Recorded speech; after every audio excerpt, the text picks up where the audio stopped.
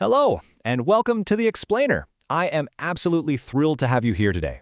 We're going to jump right into something you interact with every single day, probably without even giving it a second thought. Yep, I'm talking about water. But we aren't just going to look at it as some boring everyday liquid. Today, we're looking at water for what it truly is, Earth's most essential, fascinating, and frankly, ultimate superhero substance. So I want to put this question directly to you. What actually makes water Earth's superhero? I mean, it's so easy to take it for granted when it just flows right out of the tap, right? But beneath the surface, and yes, that pun is totally intended, water is doing some incredible scientific heavy lifting. Throughout this explainer, we're going to connect some pretty abstract chemistry concepts directly to relatable things you can actually see happening all around you. Okay, let's dive into our roadmap for today. We've got 5 stops. 1. The superpowers of water. 2. Splitting the water molecule. 3. The science of evaporation. 4. Solutions and suspensions. And 5. Speeding up solubility. Let's kick things off with Chapter 1, the superpowers of water. Now, if you take a glass of completely pure water, it might seem a bit, well, plain at first glance. It's naturally colorless, odorless, and tasteless. But don't let that fool you for a second. This simple liquid hides some incredible physical traits that literally make life on Earth possible. For starters, pure water freezes into a solid at exactly 0 degrees Celsius, and it boils into steam at 100 degrees Celsius. And while it's actually a pretty terrible conductor of both heat and electricity, its density is where things get truly fascinating.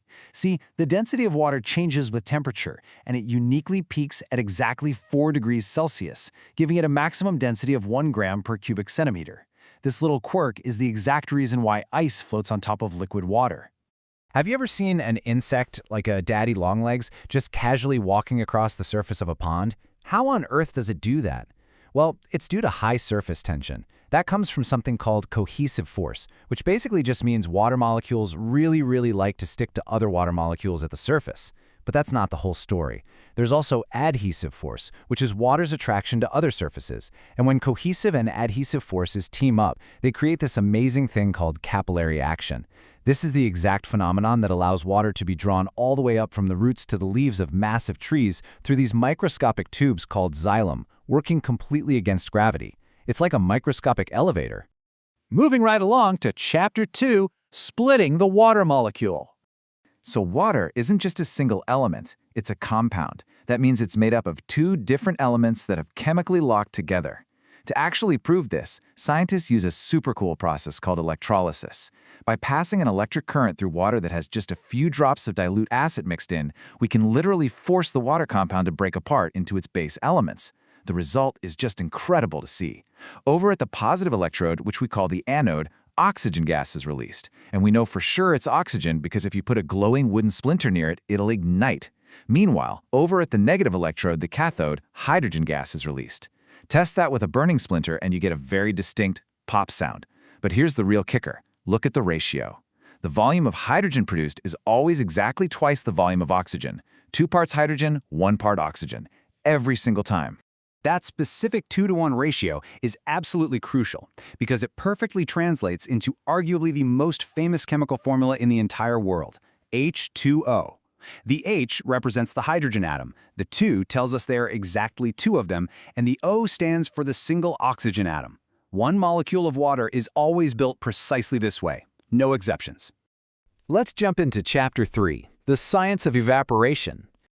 Okay, we just established that water boils at 100 degrees Celsius. So why does a puddle on the sidewalk completely disappear on a mild 25-degree day? It's because of evaporation. This is a process that changes liquid water into water vapor exclusively right at the surface of the liquid. And importantly, this can happen at absolutely any temperature. But how fast it evaporates? Well, that depends on 4 key factors. First up, humidity. Dry air doesn't have much water vapor in it, so it's hungry to absorb more escaping water molecules. Lower humidity equals faster evaporation. Second, surrounding temperature. Higher temperatures give water molecules more kinetic energy, making them move faster and escape quicker. Third, exposed surface area. A wider puddle just gives the molecules way more escape routes. And fourth, movement of air. Fast-moving air, like a gust of wind, literally sweeps away the water vapor hovering over the surface, keeping the air dry and speeding up the whole process. The cool thing is we unconsciously use these exact scientific principles every single day. Think about it. When we hang wet clothes on a line, we spread them out flat, right? That's maximizing the exposed surface area. When you use a hairdryer, you're blasting hot, fast-moving air directly at your hair to increase both temperature and air movement. And even on a massive industrial scale, harvesting sea salt relies entirely on leaving these huge, shallow pools of seawater out under the blazing sun to naturally evaporate. We're constantly manipulating these four factors without even thinking about it. That brings us to Chapter 4, Solutions and Suspensions. Have you ever really thought about what happens to a spoonful of sugar when you stir it into your morning tea? It seems to just magically vanish, doesn't it? Well, spoiler alert, it's not magic, it's chemistry. Let's break down the terms. The solute is the actual substance being dissolved, so in this case, the sugar. The solvent is the liquid doing all the dissolving, our trusty superhero water. And when that solute breaks down and disperses uniformly throughout the solvent, it forms a clear mixture called a solution. Because the sugar particles break down so tiny, light can actually pass right through the glass, making the solution look completely transparent. Plus, it wouldn't leave any residue behind if you were to run it through a filter. Now, we actually classify these solutions based on exactly how much solute we've dumped in. A dilute solution has just a tiny bit of solute in the solvent. It's weak, and it could easily dissolve a lot more. A concentrated solution has a much larger amount of solute. It's definitely getting crowded in there, but you could probably still dissolve a little bit more if you tried. But if you just keep pouring sugar in, eventually you are going to hit a brick wall. That is what we call a saturated solution. It holds the absolute maximum amount of dissolved solute possible. Any extra sugar you add after that point isn't going to dissolve. It'll just sink to the very bottom as an undissolved pile, which scientists call a precipitate. But hey, what if the substance you add doesn't dissolve at all? Contrast that clear, transparent solution we just talked about with a suspension, like muddy river water. A suspension is a cloudy, non-uniform mixture where the particles are large and completely insoluble.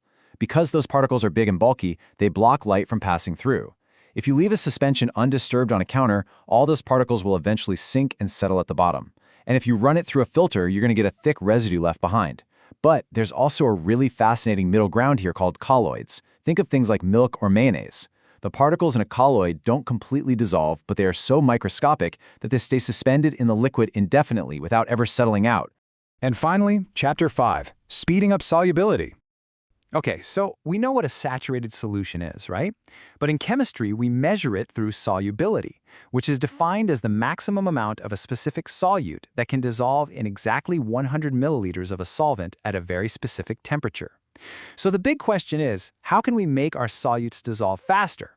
It boils down to three main factors. First, the temperature of the solvent. A higher temperature means a much faster dissolve rate. Second, the rate of stirring. The quicker and more vigorously you stir, the faster it dissolves. And third, the size of the solute itself. Smaller, finer particles will dissolve way more rapidly than large, bulky chunks. Let's bring all of this together with an analogy I think we can all appreciate, making the perfect cup of coffee.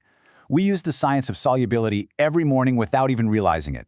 To get that sugar to dissolve instantly, what do? Well, first, we use hot water to raise the temperature. Second, we use fine granulated sugar instead of giant solid sugar cubes to reduce the solute size. And third, we grab a spoon and we stir it fast. Imagine trying to dissolve a giant sugar cube in a tall glass of iced coffee without stirring. You would be waiting a very, very long time. Because water is so incredibly good at dissolving things, it's actually earned the title of the universal solvent. But to be fair, it can't dissolve literally everything. That's exactly why we have to rely on organic solvents, things like alcohol or acetone, to dissolve stubborn stuff like oil, ink, and paint. But back to water, because it is so good at absorbing bits of its environment. The water that comes out of your tap actually has to go through an intense purification journey. We're talking massive municipal supply systems involving intense filtration to remove suspensions, oxidation to remove odors, and chlorination to kill bacteria, all just to make it safe enough for you to drink. So, I'll leave you with this thought. If water is the universal solvent, constantly carrying pieces of the world around inside it, what tiny, microscopic chemical mysteries are still hiding in your very next glass? Keep that scientific curiosity flowing, and thank you so much for joining me on The Explainer.